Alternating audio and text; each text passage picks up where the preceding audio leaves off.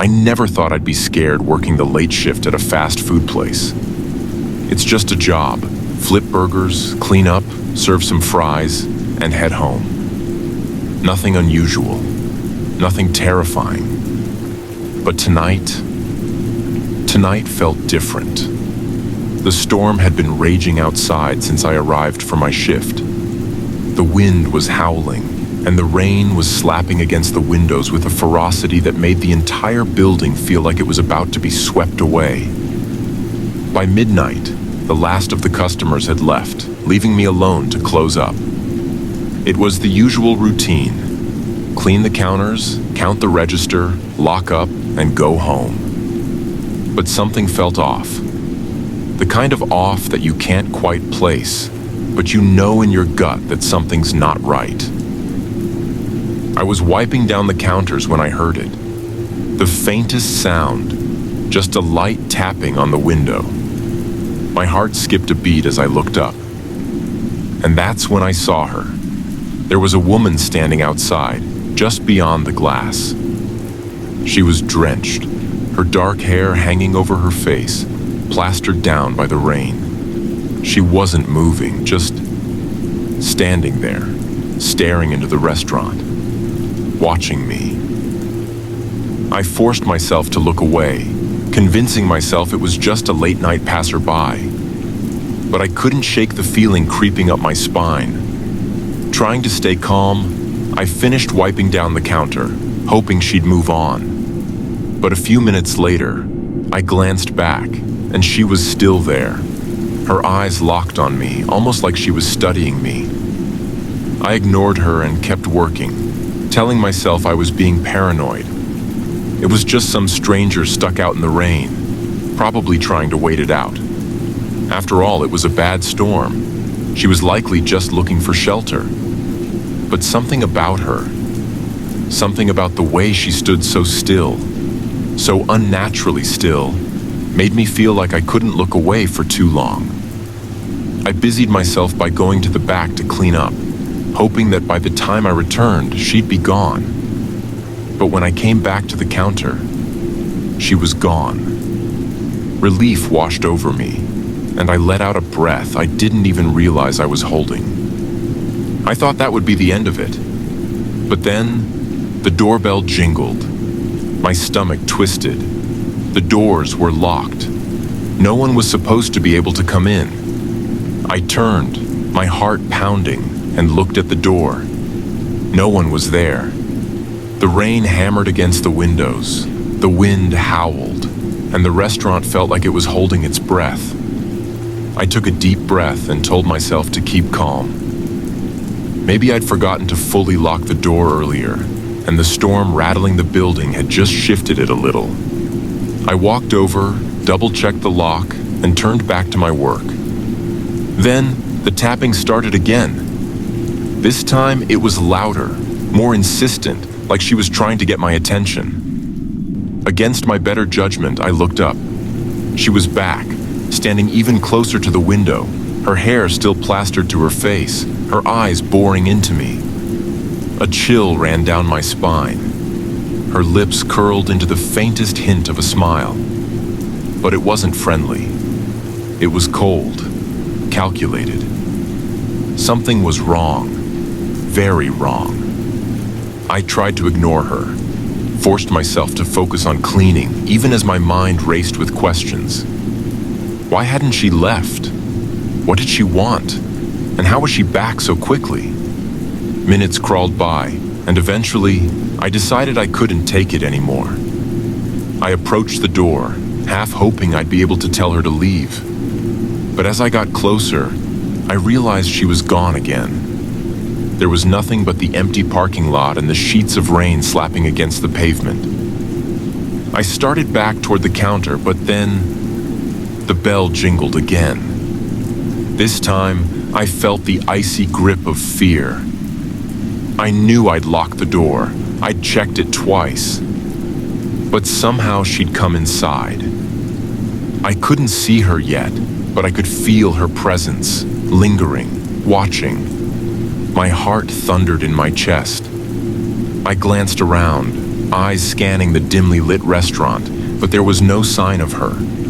I was about to call out when I heard footsteps, slow, deliberate, echoing from the hallway that led to the kitchen. My pulse quickened, and I tried to convince myself it was just a customer who'd slipped in without me noticing. But deep down, I knew that wasn't true. I took a deep breath and walked toward the kitchen, each step heavier than the last. I rounded the corner, but the room was empty. Nothing but the quiet hum of the refrigerator and the faint flickering of the overhead light. I felt a chill crawl up my spine. Then, just as I was about to turn around, I heard it. A soft, almost playful giggle. I whipped around, my heart hammering, but there was no one there. Just me and the empty, silent kitchen. I backed out slowly, trying to make sense of what was happening. That's when I noticed something on the counter. A small, waterlogged note. I picked it up with trembling hands, and my heart stopped as I read the words scrawled across it in smudged ink. I've been watching you for a long time. Panic surged through me, and I dropped the note, my mind racing. I bolted to the front of the restaurant, determined to lock the door for good this time and call someone, anyone, for help. But as I reached for my phone, the lights flickered and went out, plunging the place into darkness. I fumbled for my phone, the dim glow of the screen the only source of light. I dialed 911, but before I could press call, I heard that soft, chilling giggle again. This time, right behind me. I spun around, and there she was, standing inches away, her face partially hidden in the shadows. Her eyes glinted with something dark and unreadable, and that smile. That twisted smile widened as she took a step closer. I told you I'd be back, she whispered, her voice barely above a breath. I staggered backward, my mind screaming for me to run, but my legs felt paralyzed. Why are you doing this? I stammered, my voice shaking. Her smile widened, and she tilted her head as if amused. I just wanted to see you, up close. I couldn't breathe. I couldn't think. All I knew was that I needed to get out of there.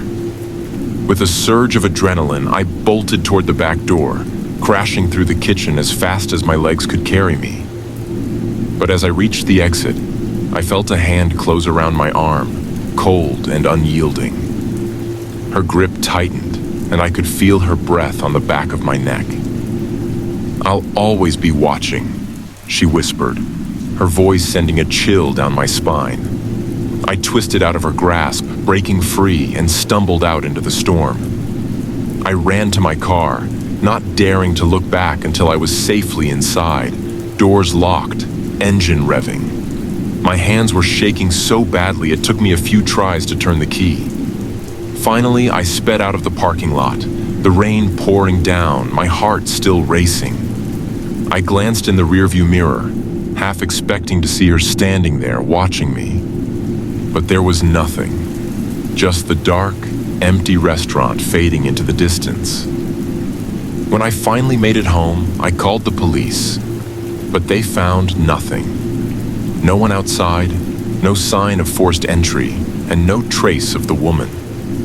It was as if she'd never been there at all. But the next day, they called back. "We found something you might want to know," the officer said.